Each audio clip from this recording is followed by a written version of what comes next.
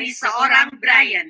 Oleh sebab itu, sahabat MDRT, mari kita sambut Brian Hacker.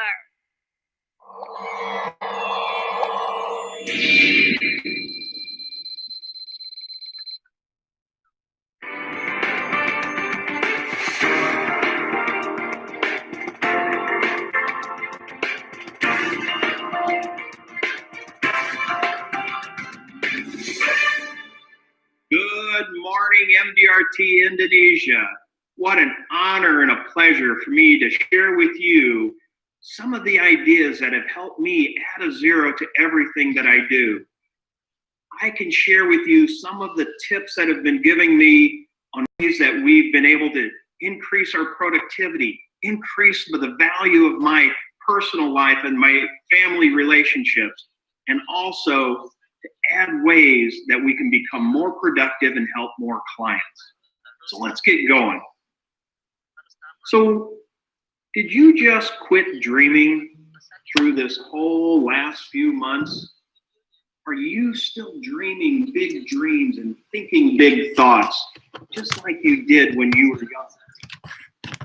This is a picture of my first grade class, and I share this with people because it helps me remind myself to dream big. What did you want to be when you were 5 years old or 6 years old? Did you want to be an astronaut or a doctor or a lawyer or a teacher or a farmer? Or did you want to be a life insurance agent? Although I never dreamt I'd be sharing ideas around the world as a member of our beautiful profession, I did, when I was younger, learn to dream a little bit bigger. And it was because of people who helped me think bigger that helped me hit the goals that I wanted to reach over the years. You see, I learned very early on that you can go through life and you can mark milestones or you can mark turning points. And the difference between a milestone and a turning point is that when you hit a milestone, you simply mark a point along a path and you just look backwards as you hit it. Maybe it was to get married, and maybe to have a certain amount in your bank account, and maybe to get a new job. And then when you got into this profession, you marked off milestones. I want to hit MDRT, or I want to hit 5 years of MDRT. Those are all milestones along a path, and that's a great way to look at things. But my mind expanded when I understood the difference between marking a milestone along a journey of our profession to marking turning points in which we make a dramatic change from the way we do business. Today, I want to share with you a few ideas that'll help you understand what a turning point is and how you can make a dramatic change in the way you do business. The last few months have been very challenging around the world. We've seen different things happen in countries around the globe. And if you continue to operate the way you operated a year ago or 3 years ago or 5 years ago, you're probably looking at a very limited source of referrals, a very limited source of business. But if you use this past 6 months as a way to change the way you fundamentally do business, you can mark 2020 as the turning point in which you started achieving more and doing more. How you do business, how you operate, how you deal with clients can all be done more effectively and more efficiently. And I look forward to sharing that with you in the next coming few minutes. So where are we today? The world over the last 6 months has basically shut down. Transportation shut down, commerce as we know it has shut down. So we have experienced the worst of what we have seen up to this point. We saw economies and markets drop dramatically. Now we can look at today, September 24th, 2020, as the way that we look going forward. So what do we know about the future? Well, One is people still like their families. People still want to protect what they have. People understand that viruses can come into our life and make dramatic changes in how they view if they die or become disabled or they have a major medical incident. So how do you address what we're looking at going forward? I look at it as a way that we can reset our goals on what's important and then put together a game plan. In our office, we had the best quarter ever going into June of this past year. We'd already adapted to the video concept and integrating our clients through virtual meetings.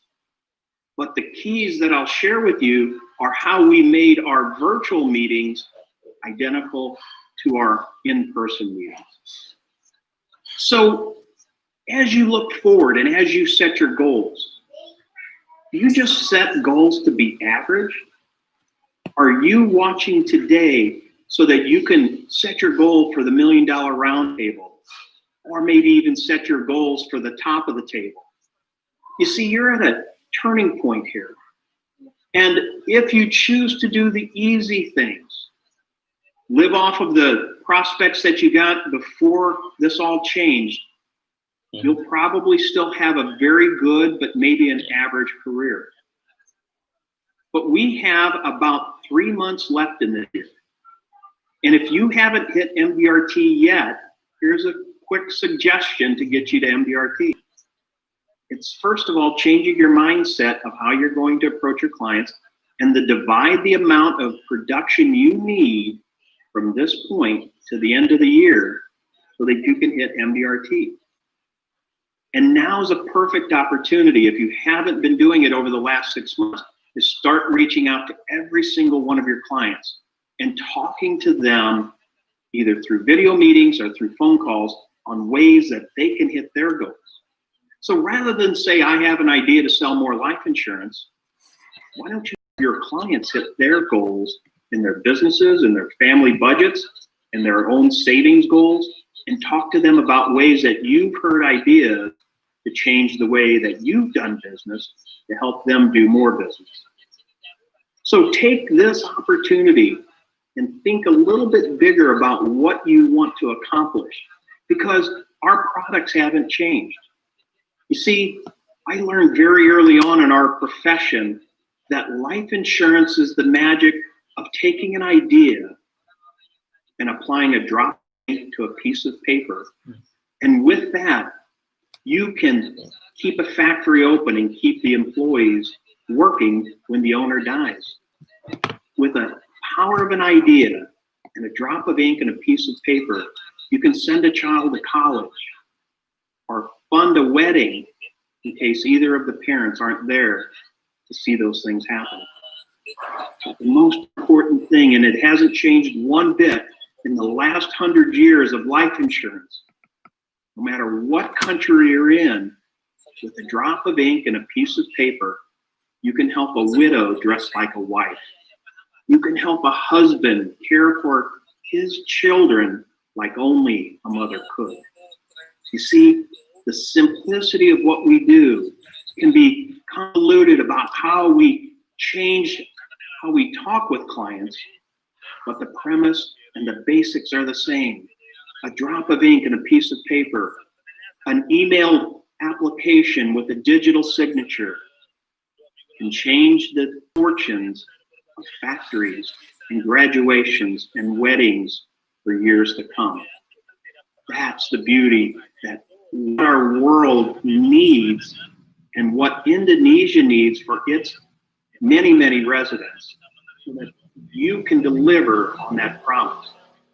At my first meeting, I was very fortunate to meet the legendary Ben Feldman. Ben Feldman, at the time, was known as the world's greatest life insurance salesman.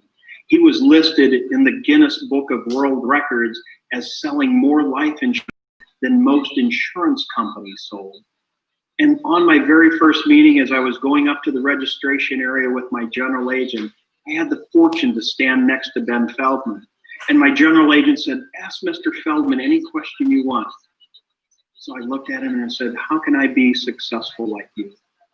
And he looked at me and he said, add a zero, young man, add a zero. And then we got to the top of the escalator or the lift and walked into a crowd of other people looking to gain his knowledge. And it left me with that impression, add a zero. So what did I do? I thought about that. And what I chose to do with those words of wisdom was to start thinking about how I presented. See, before I got into the $1 Million Roundtable, I used to present needs. I did a needs analysis on all of my clients, and I would determine how much they need, and then we would decide to fulfill those needs with the amount of life insurance. But when I started to add a zero, what I would do is add a zero to the purpose. You see, people, they don't just want what they need. They want better cars. They want better homes. They want a better college for their children. They don't just give them the basics. They don't drive a basic vehicle. They don't live in a very small house. Most people try to do the things that they want, and that's what I chose to do with Add a Zero. I started talking to clients about their needs, but then I would lay down another illustration by adding a zero and talk to them about all the additional things they could do with the additional life insurance, the additional savings for retirement, and the additional coverage to make sure that their family was taken care of. And what I found was that transition helped my clients think than just the minimums. They started thinking about the maximum, and not everybody bought. Most of them bought more than just what they needed. You see, add a zero to me meant think bigger, and more importantly about dreaming bigger. I set goals from the very first day I was in business. And I always set pretty good goals. It was MDRT at first, and then core to the table, and then top of the table. And the difference between hitting core to the table and top of the table came with dreaming of how I would put myself in front of the right people. And what I found was I could hit top of the table if I would listen to those advisors. And so I started talking to all the top of the table advisors that I could meet. And when I talked to them, I found out that they had a couple of common things that all of them did. One, they had a repeatable system. So whether it was prospecting or working with companies, all of these clients were repeatable, meaning they kept coming back to that advisor. So I started setting up things like that. I started dreaming of how I could do that. And so I started talking to their associations. I started making presentations to bigger crowds of potential clients. Instead of just calling one and meeting with one, I added a zero, and I would give a presentation to 100 and hoping to get 10. The other thing I found about top of the table members is that when they prospect, they don't prospect for 10 people to get 3 meetings to close 1 sale. Top of the table members think about prospecting to 1 individual and getting 1 sale. And what they do is they work hard to find out everything they can about that prospect so that when they show up, they know who the friends are, where they work, what their LinkedIn profile, and they build a database on that one prospect so that the prospect feels like they've known them for a long time. It's one thing to think big and dream big, but you have to work hard to get there. And what are your goals? Dreams are important, but goals are your road path, your roadway to getting there. So right now, take some time today and re-examine what your goals are. Are they getting you to that next path where you want to go? And are you going to make round table or top of the table this year so that you can hit the goals, which will then fulfill your dreams? So how do we do this? What's the road path? So determine what is your value. Your value is part of your company relationship. It's part of your products. Your value to your client is a lot of these things put together. But more importantly, your value is you. What makes you different?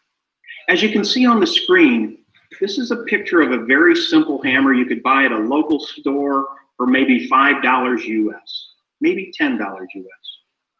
And the value of that hammer isn't what is paid for the hammer, but it's what we can do with the hammer. You see, the hammer gives a carpenter the ability to get leverage. And with this very simple hammer, a skilled carpenter can build a mansion. It can build a castle. A carver with this hammer could chisel out all the granite and leave a beautiful statue of David.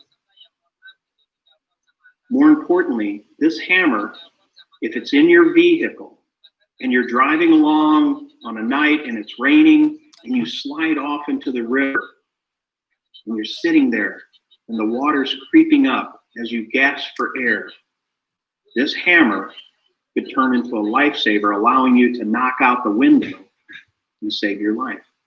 You see, the value of the hammer in most people's mind is just $10. But in the right hands, it could be a mansion, it could be a beautiful statue, or it could be a lifesaver. That's the value of the hammer.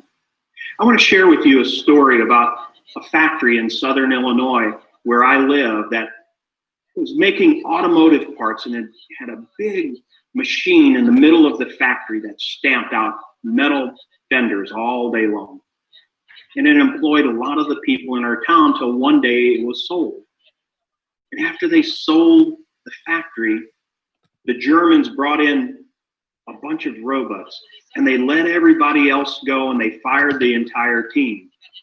And they brought in their own engineers from Germany to service the robots, and they didn't think they needed any of the locals to help keep the factory running. Well, one day, the big stamping machine, which was 100 years old.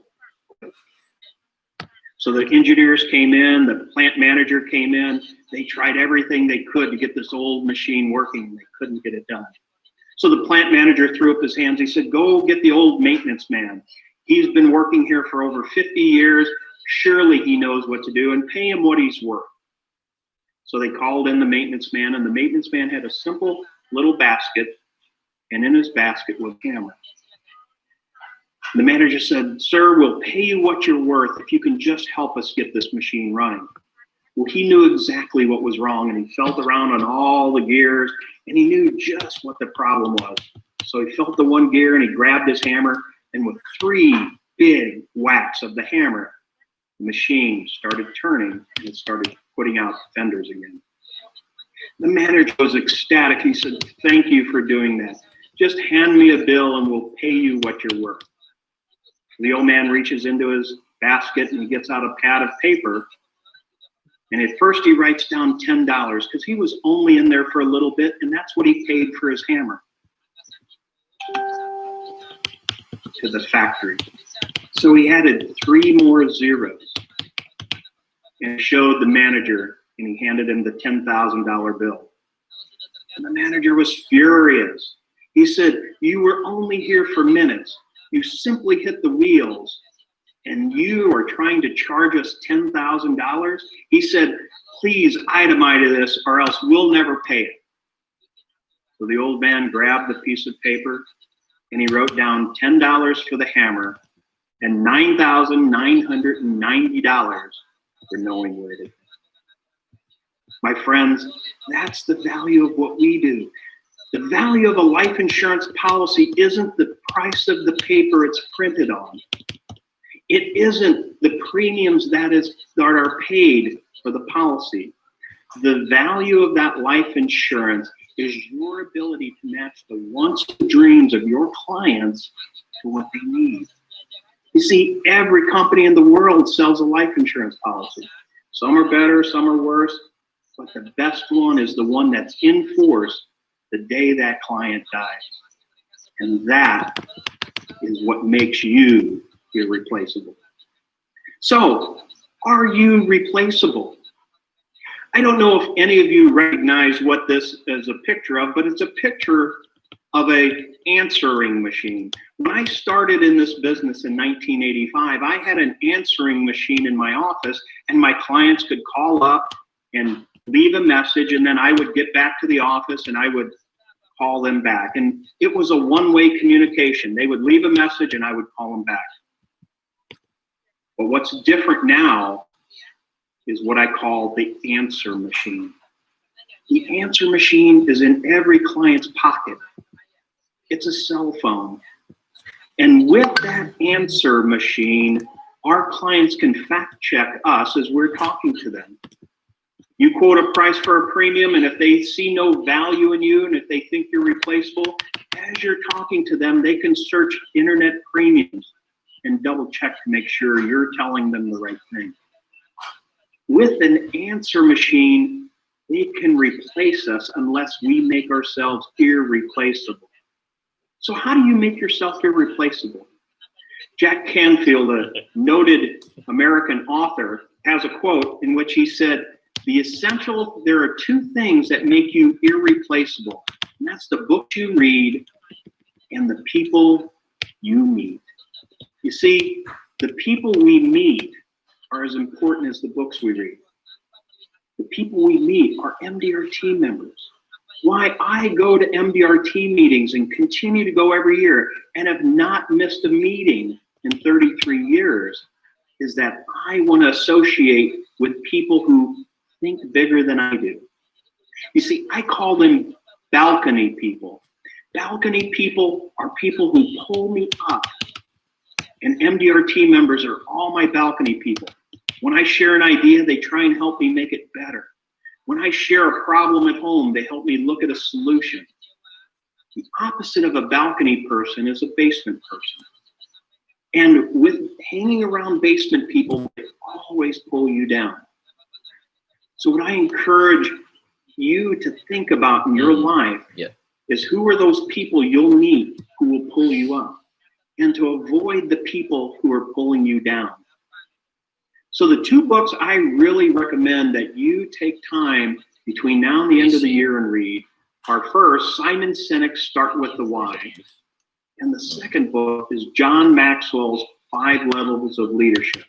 And I'll talk to you a little bit about why each of these are important. So first, let's talk about Simon Sinek's Start with the Why. If you get to the why, you'll understand that when you're talking to your client, there are basically 3 types of decision being made by 3 different parts of the brain. The old brain is the reptilian brain, and that's the one that makes the hard decisions. That's the one, fight or flight, kill or love, and that's the brain that will do business with you when they first see you. It's the one that develops trust. And it's that reptilian brain that you need and we need to start talking to.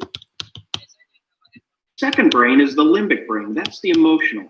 So when you tell stories, you're talking to the limbic brain, which helps reinforce the decision of the reptilian brain.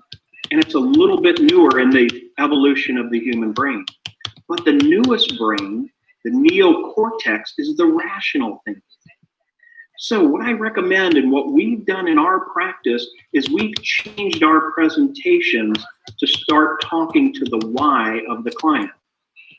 And that why are things like, what's important to you? Why do you think it's important for you to retire at a certain age? Why do you care about your employees? And we ask why-based questions. What I used to do and what I see many advisors stumble on is they start to rationalize why life insurance makes sense. They start with illustrations and pages of numbers. And when you're talking to those numbers, you're talking to the neocortex or the rational thinking brain. But most sales are cemented and sold when the client gets to the why. So how does this work? Well, think about what is your purpose.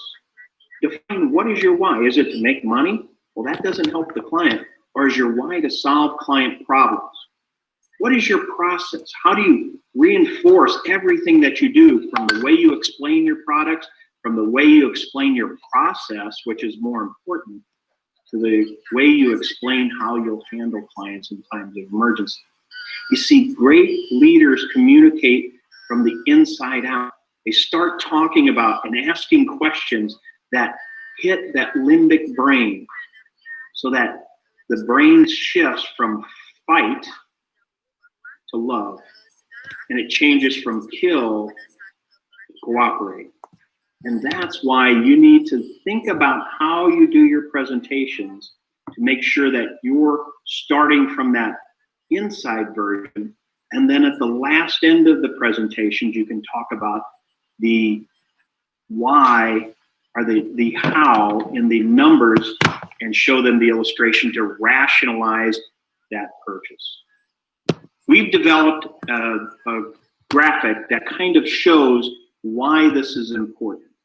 And if you think about, there are 5 levels of information, and the first 3 are facts, data, and information. This is your illustration. It's your talking points when you talk about how big the company is. It's how many people die. It's all the stuff, and I call that the what.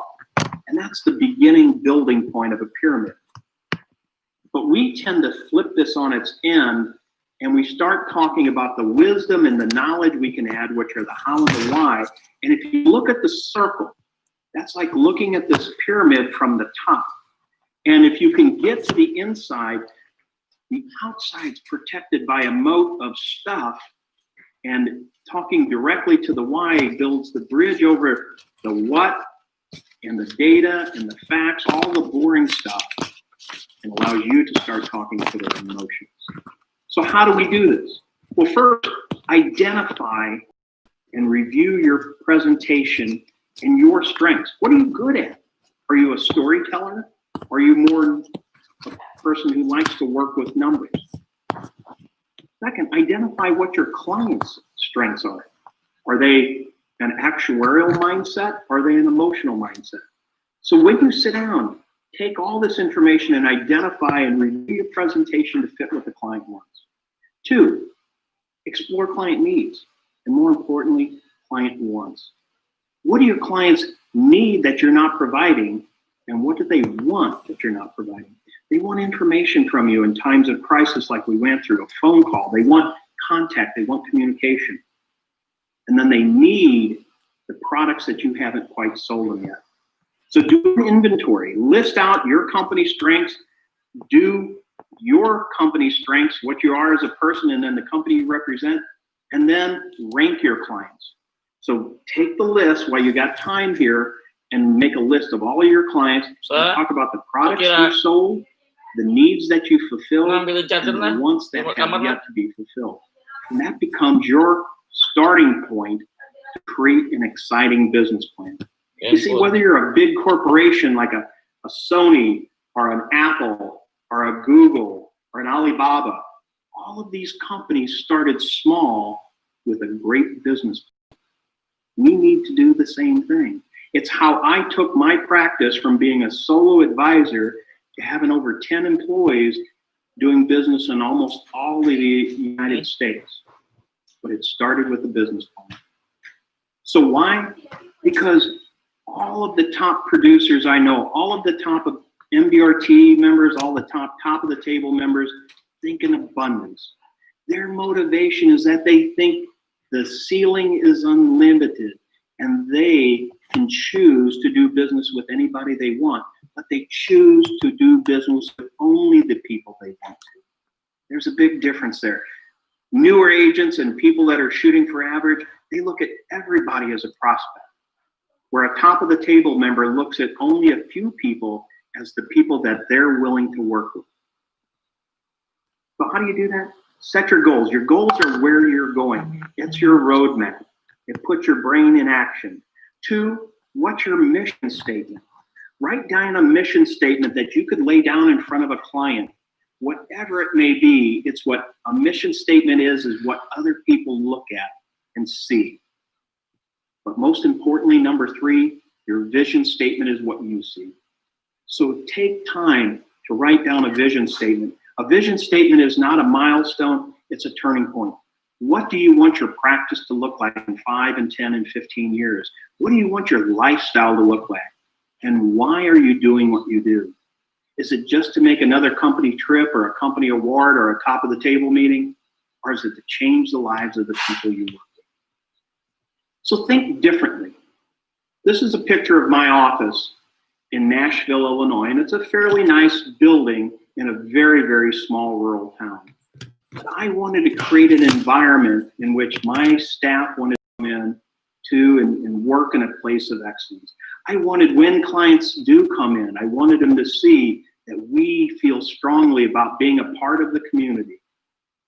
I thought about how did I want to market myself, and I didn't want to say I'm the best insurance producer or the best financial advisor or the best 401k advisor, but I wanted to be known as somebody who helps people at their crossroads between work and retirement. So what we did is we asked the city if we could put that sign up and change the names of the streets in our small town to work and retirement, so I could put my office at the corner of work and retirement. So I called up our mayor and I said, Mayor, I have this idea. Can I change the streets of the town? And he goes, absolutely not. Shut me down completely. So I thought differently about it. And I went on Amazon, and for $189, I bought a signpost that I put in my yard in the front of my office. And it says work and retirement. And when our clients come in, they get their picture taken in front of the sign because they enjoy that they're making a decision at their crossroads in life and doing it here.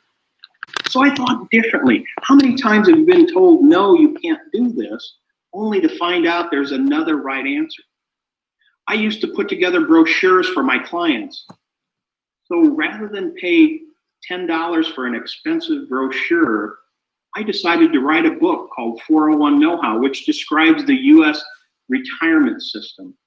And now I'm known not only as an advisor, but as an author. And I hand people an autographed book, which has more impact than handing them a business card and a brochure.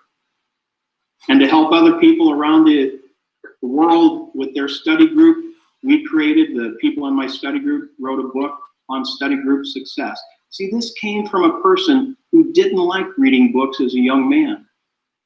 I was part of the class that made the top half possible. I didn't like reading, but now, in this stage of my life, I'm now the author of 2 books, and I have another book on the way.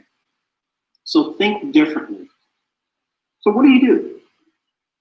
First of all, change the way you think about doing business. We went to digital meetings for efficiency when I started working heavily with the executive committee. One of my early trips was to Indonesia, and we knew that I was going to be out of the office for a long time. So we developed a relationship with a couple of different video technologies in which we actually brought the clients into the office, and then I would either Skype or DimDim or whatever the technology was at the time back and forth into the office. But we found that it was tough to take my old presentation and make it into a new way of presenting.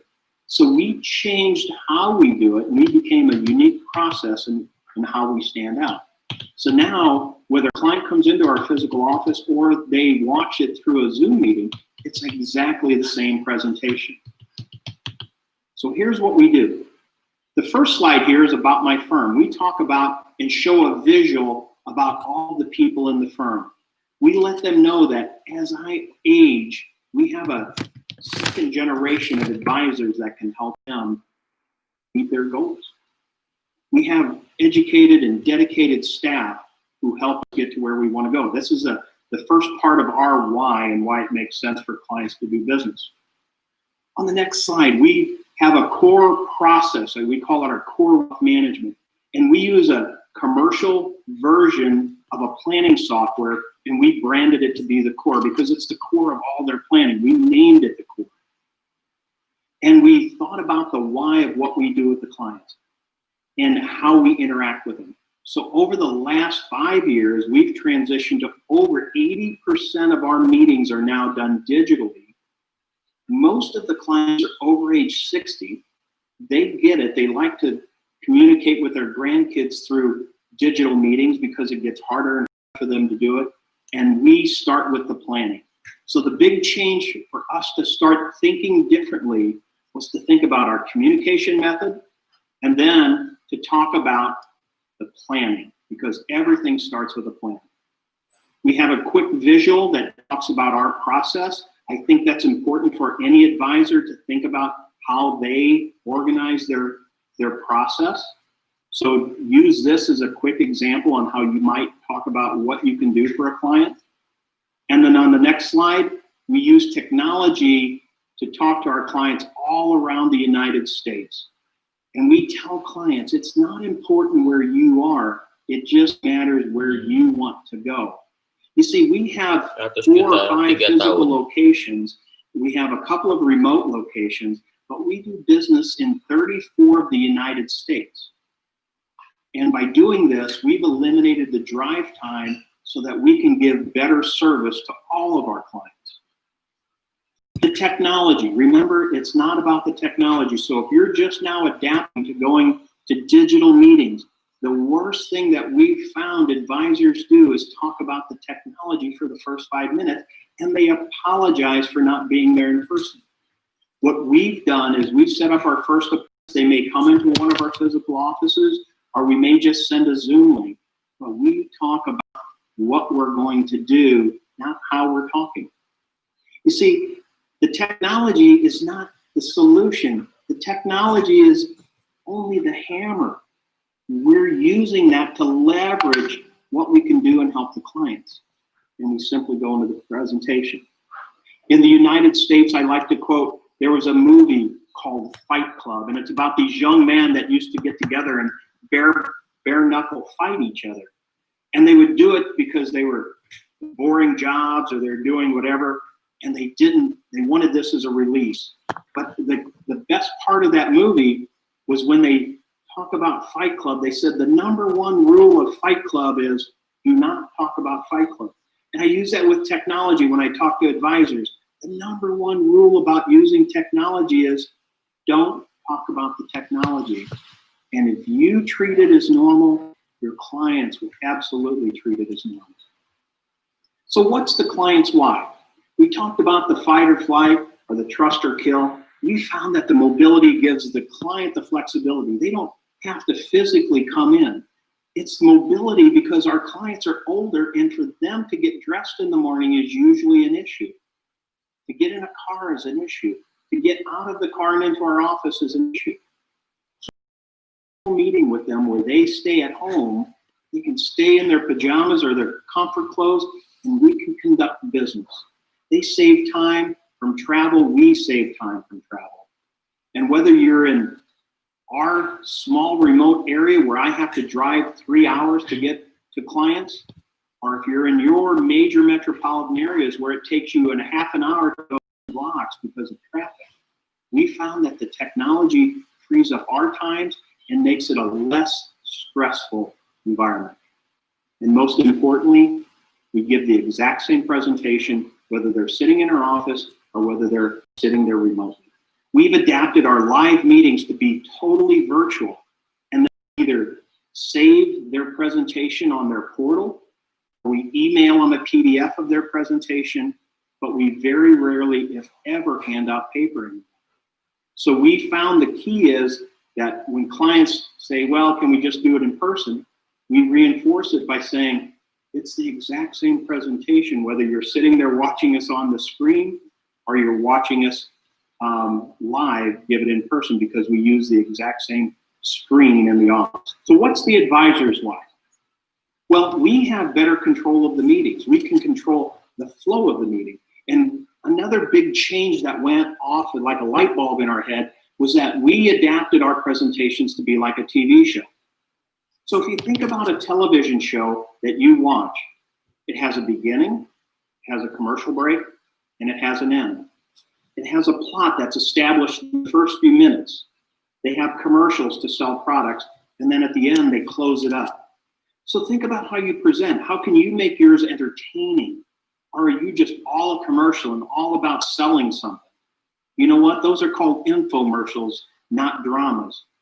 And what we try to do is make it enjoyable. And best of all, we try and make it entertaining for us so that we don't get bored, but we also try and make it entertaining for our clients. So how do we do it? Use PowerPoint and build that into your presentation. Do a screen share so that you can have a script to run on. We have 5 advisors, and all 5 of us give about the same presentation all the way through. We use lots of interaction. Even if we're talking remotely, we get them tied into the presentation. We make it simple and we stress the time savings. And we tell the clients if they can't work with us digitally, we'll help them find an advisor that will work with them personally. Because we found this model to be so ingrained that we have more clients that we can service than what we can handle. So we're very selective about making sure clients have the ability to work with us and want to work with us as well. So find a mentor, somebody who can help you step through this process.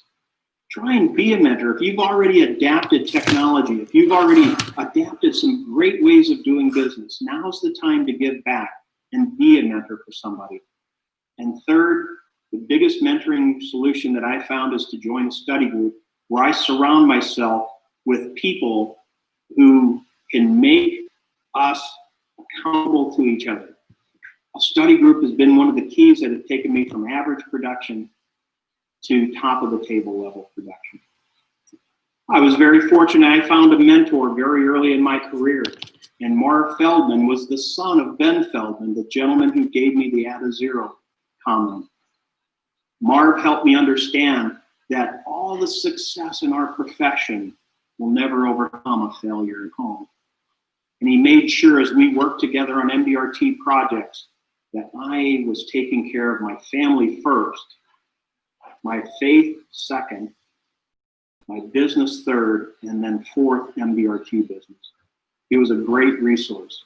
And I was very fortunate to run into a young man from Brunei, Alex Liu, who also followed the advice that I gave him as a mentor and changed the way that he's done business. I've been very proud to watch his practice and his advisory and his agents grow and flourish with him.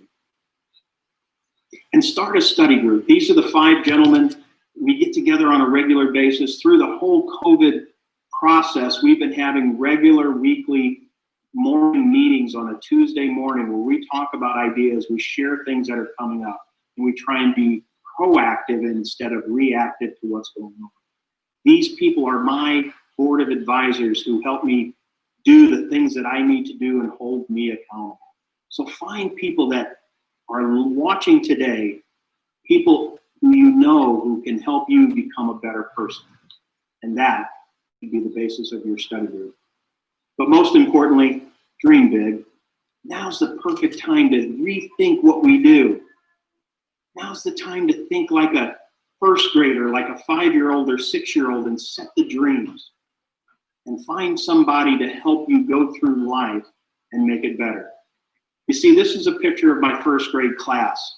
And there was somebody on this screen that helped me become the person I am today. And that person was my wife. I met my wife in first grade.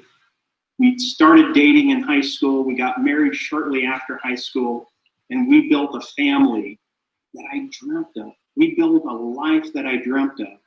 She gave me the opportunity to do the things in our profession that rewarded me with the ability to help others through being involved in the $1 Million Roundtable.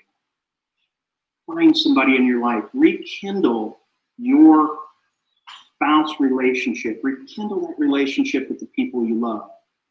Because as Marv Feldman told me, all the success in our world will never overcome a failure at home. You see, this is my why. This is my family. And I'm very fortunate to have 3 of my children work in my business with me. I'm very proud of the fact 2 of them are MDRT members. And I'm most proud of the fact that all of them have caring relationships and they're rewarding each other with a friendship and a familyship that only a person could dream of. And they're the people who allow me to rest in knowledge that they're my legacy and they're going to carry on the values and the faith-based learning that I've had since my parents passed it on to me. So what is your why? Find your why, be passionate about it. Remember, there are certain things in our world that can become our legacy. They start in the morning with your thoughts. If you get up in the morning and you think it's going to be a horrible day, Pretty soon that turns into your words, and your words turn into your action. When you go to the coffee shop or you go to the local bakery and you say, how's your day going today? And you go, oh, it's horrible. And pretty soon you say that enough, it becomes your actions and you start acting horrible. And then pretty soon, after days and days of this, it becomes a habit. And you don't even give it a chance to get good in your day. It becomes a horrible day from the beginning. And your habit becomes your character. You become that person in the office who's standing around complaining all the time. And then that becomes your destiny. But if you flip it over and you start the day off and the first thing you say to yourself is, it's going to be an awesome day. And when you go into the bakery or the coffee shop and you say, it's going to be an awesome day today, when they ask you, how are things going? It's awesome today. And then when you come in the next time, they know that you're that awesome person. And that becomes your character. When people introduce you to others, they say, this person loves their life and they're having an awesome day, and it becomes your destiny. And hopefully when we all pass and they chisel our tombstone, it doesn't say Brian D. Heckert, CLU, CHFC, MDRT, TOT. It says Brian Heckert, family man, had an awesome life. Because that's what we should do. And it starts today. It starts with making the choice to have this period of opportunity become a turning point in how we do business. It becomes a turning point in our dreams and our goals. And use this as an opportunity to change the things that you wanted to change and make a difference. Go from average to MDRT to top of the table, because the path is laying in front of you and the journey is just beginning. So thank you for all that you do. Thank you for watching today, and use this opportunity to make a difference in Indonesia, make a difference with your clients, and make a difference with your company. And you too will make a difference in the world.